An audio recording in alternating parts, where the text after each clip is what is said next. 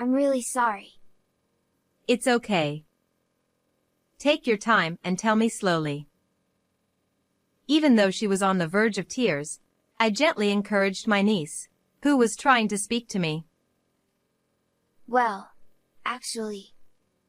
Before saying anything further, my niece pulled something out of her pocket and played an audio recording. This is. I was shocked by the voice I heard and cursed my own foolishness. I had no idea the situation was so tragic and difficult. I wept at the overwhelming revelation and steeled myself for what I had to do next. My name is Kathy. I work at an IT company, where I am a hardworking career woman. Despite being a woman, I hold a position of responsibility and earn enough to live comfortably. Although I could live on my own, I live with my parents because my workplace is close to home, and I can also work remotely. I contribute financially to the household, and my parents prefer to live with me because they would be lonely otherwise. I have an older sister, who is 2 years my senior. She used to live happily with her kind husband and their daughter, Susan.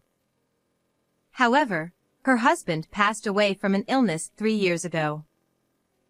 At his funeral, seeing my sister completely exhausted, I said, "Sis, why don't you come back home until things settle down? You also have Susan to think about." Thank you for worrying, Kathy. But I'll be fine. She refused to come back home. At the time, I found it a bit strange that she was so adamant about not returning, but I assumed it was because she was always strong-willed and didn't want to rely on our parents. She continued to work and raise her child as a single mother. Knowing the burden on her increased after her husband's death, I stayed in frequent contact with her. She always reassured me that she was fine, repeating the same response each time. Despite our communication, my sister fell ill a year ago and passed away. We took Susan, still an elementary school student, into our home. Since coming to live with us, Susan seemed very down. I remembered her as a cheerful and energetic girl when her parents were alive. She used to be so lively. Losing both parents in quick succession must have been a terrible shock.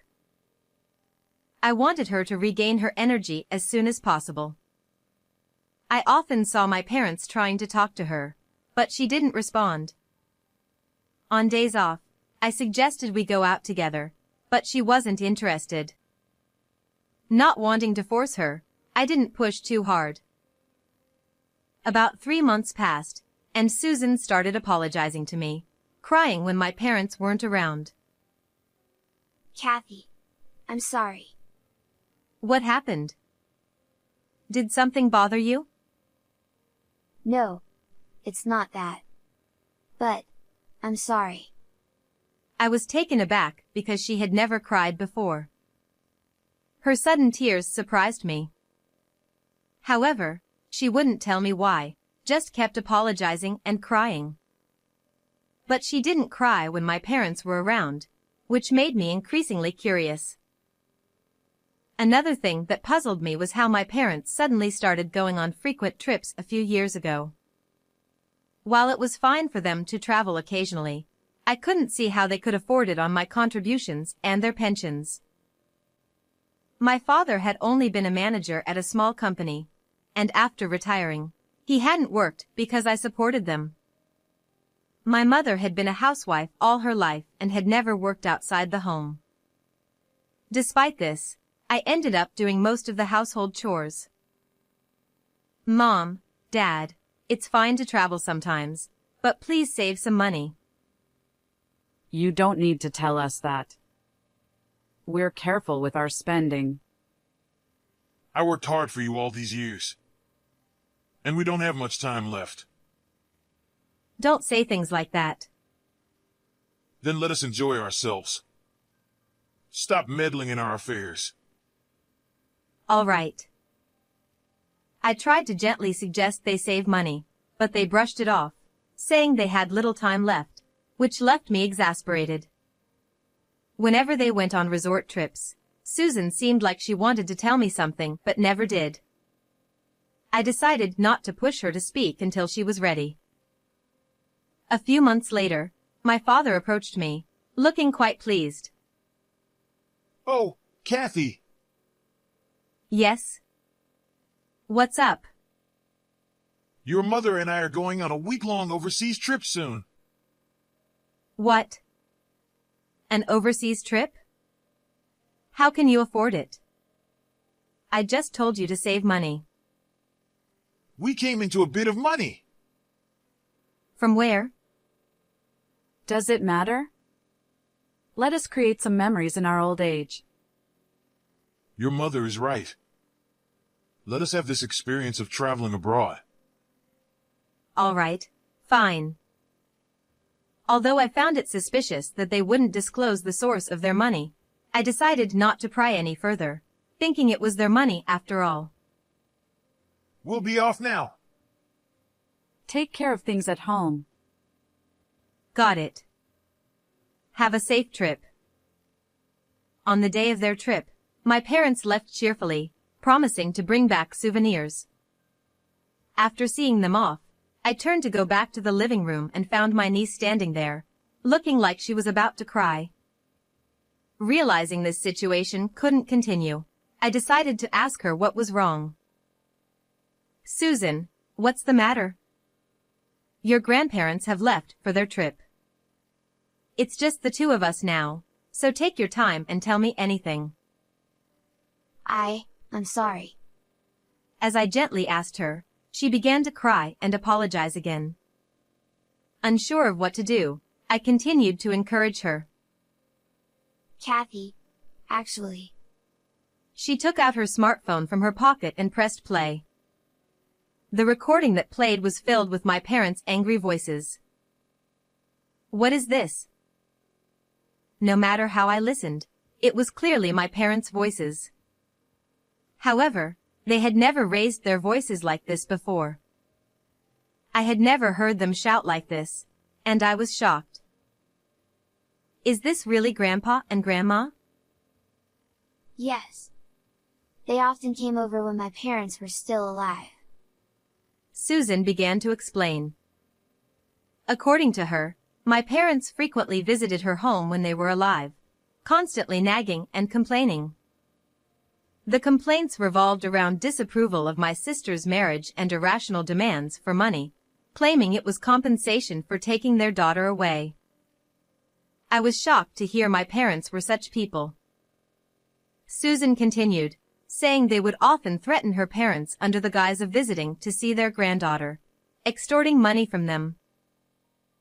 Every time they came, I would hide in my room.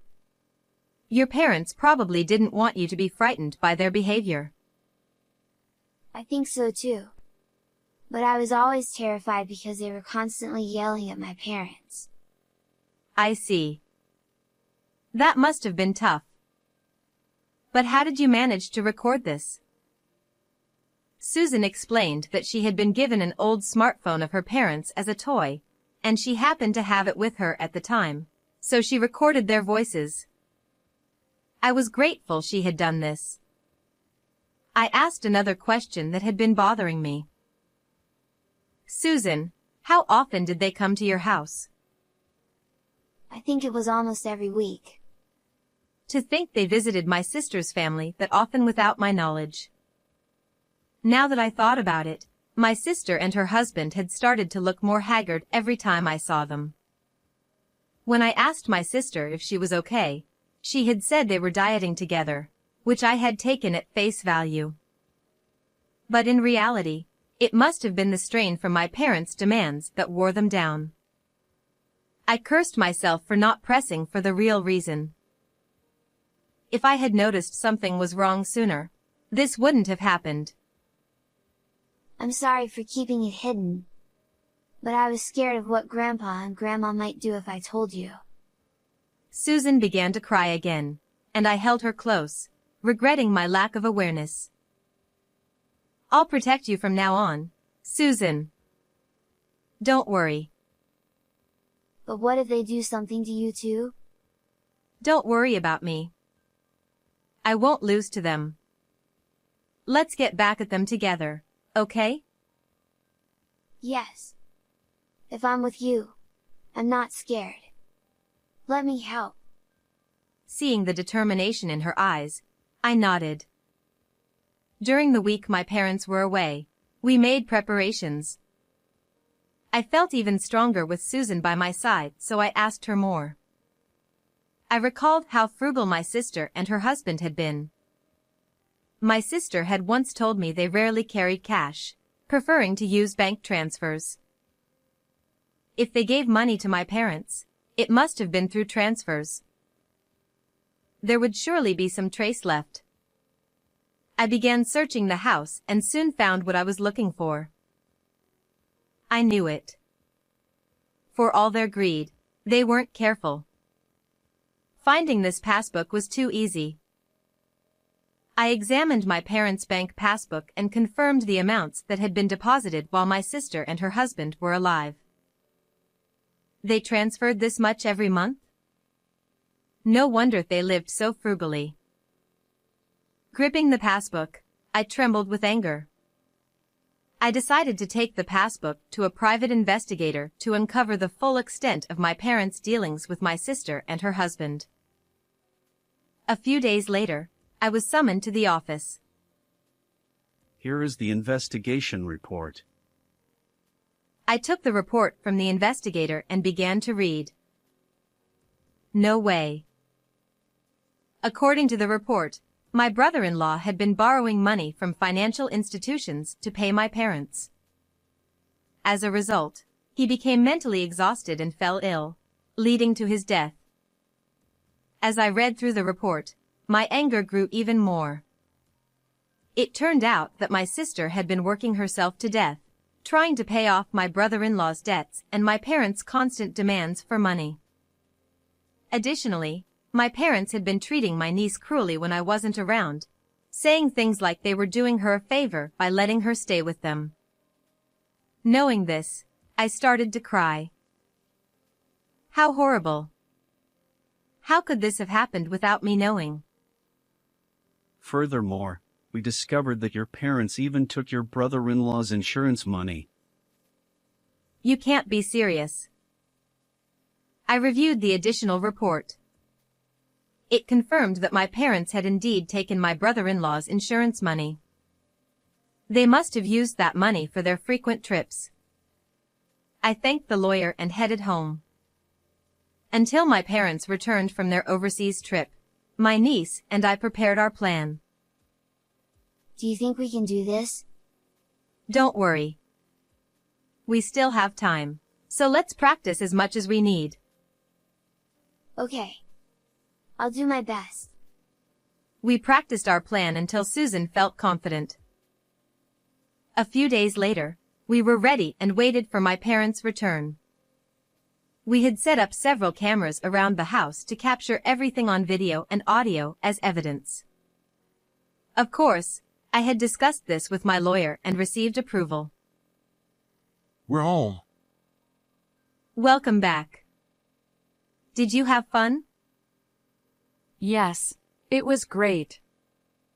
Where's Susan? We bought lots of souvenirs. Susan's doing her homework in her room. You must be tired from the trip, so why not rest for a bit? Yeah, that sounds good. How about some tea? All right, I'll make it. Shall I make it? No, I'll do it. I always make your father's tea. All right, understood. My parents returned home full of excitement. It was their first overseas trip, so they must have enjoyed it immensely. I listened to their travel stories for a while. Oh, sorry. I have to step out for a bit. I got a call from work. At this hour? It happens sometimes. I'll be back soon. Take care. Yes, I will. When I thought they had relaxed a bit, I excused myself, pretending to go to work. This was the signal for our plan. After leaving the house, I called Susan. "Hey Susan, I've left the house." Got it? Susan kept our call connected as she went to my parents. Ah, welcome back. Oh, Susan. We brought back lots of souvenirs. Well, thank you. But I need to talk to you. What is it? Speak up. Following my father's words, Susan played the recorded audio she had. Hey, where did you get that? Susan, be a good girl and give that to me. My parents were visibly shocked and panicked by the recorded audio. I plan to let Kathy hear this. Susan, please don't do that. Do you know what will happen if you do that? But, this isn't right. We took you in when you had nowhere else to go, so you should listen to us. Yes, if it weren't for us, we wouldn't be getting any welfare benefits. Then why are you kind to Kathy? My parents became furious and started berating Susan. Despite being on the verge of tears, Susan continued in a trembling voice. We're nice to her because she brings money into the house. That's right. We're living off your father's pension now, so we don't have money. If Kathy leaves, we'll be in trouble. Exactly. As long as she's around, she'll always give us money when we need it. She's a convenient fool. That's awful. Hearing my parents' true feelings, I decided not to let Susan suffer anymore and headed back home. My anger, already at its peak, boiled over as I rushed into the living room. I heard everything. I burst through the door, raising my voice. Oh, what? Kathy? How long have you been here? What about work? I don't care about work. I heard what you really think about me. You see me as nothing more than a cash cow and a housekeeper. Of course. We're not working anymore. How else are we supposed to live on just a pension? That's right. We need your help to survive. They didn't deny it and instead shamelessly demanded money from me. The thought of staying in this house for their sake made me sick. If that's how you feel, I won't give you any more money. I'm taking Susan, and we're leaving. Don't ever contact us again. I won't allow it. How will we live without you? I know everything. I know you took money from my sister and brother-in-law. What are you talking about? Susan, did you? I'm sorry. I told Kathy everything. Exactly. We have all the evidence, so don't bother arguing. I told Susan to get her things, and she nodded and went to her room. Hey, are you serious, Kathy? You're joking, right? You wouldn't abandon us. No, I'm not joking. I can't believe you were such awful people. When Susan returned with her belongings, I took her hand, and we left the house. We stayed at a hotel near my workplace, as I had arranged beforehand. However, we didn't stay at the hotel for long. Within a few days, I found a new place to live. A few days after Susan and I moved into our new home, I received a call from the police. Really? Is that true? The police told me my parents had been arrested for shoplifting. No way. I had only been gone a few days. There's no way the money I gave them could have run out so quickly. Besides, They were getting welfare benefits for taking care of Susan. With these thoughts, I reluctantly went to the police as their guarantor. My parents, looking repentant, apologized. I'm sorry. We just made a mistake. I apologized to the police and took my parents back to the house. With no money, the electricity, gas, and water had been cut off. The house was in a terrible state, reeking of filth. My mother had never been good at housekeeping, and it showed in just a few days. How did everything get cut off? Were you that broke? And what's with this mess? Of course we're broke. We were enjoying our retirement. I can't do housework anymore. I'm not as young as I used to be. You took Susan, so we stopped getting welfare. My pension isn't enough to live on. Exactly. If you had kept giving us money, we wouldn't have had to steal. My parents angrily blamed me for their situation. I could only sigh at their absurdity. This is your own fault. How many times did I tell you to save money? Yet you kept going on week-long trips every few months. Enough of that. Just give us the money. Pay for the utilities. We can't live here without them. And get a cleaning service. This place is uninhabitable. They kept demanding money and blamed everything on me. I was beyond anger. I was simply fed up. All right. You refuse to acknowledge your faults. In that case, I'm done. What? What are we supposed to acknowledge? I see. You won't admit your fault. Fine. This is the last time I'll speak to you. I'm cutting ties with you. Don't contact me again. I left the house. A month later, the house was vacant.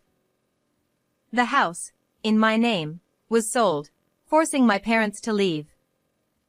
They had forgotten that detail. After some time had passed, I went to apologize to the neighbors for any trouble caused. They told me loan sharks had been lurking around, indicating my parents had turned to them for money. Rumor had it they were seen in a park, looking disheveled. Later, I legally separated from my parents and adopted Susan as my daughter. Now, we share a bond stronger than most parent-child relationships. Our life stabilized, and Susan regained her cheerful spirit, making me happy. I vowed to continue watching over her and make my late sister proud. How did you like this story? Please subscribe to my channel. See you in the next video.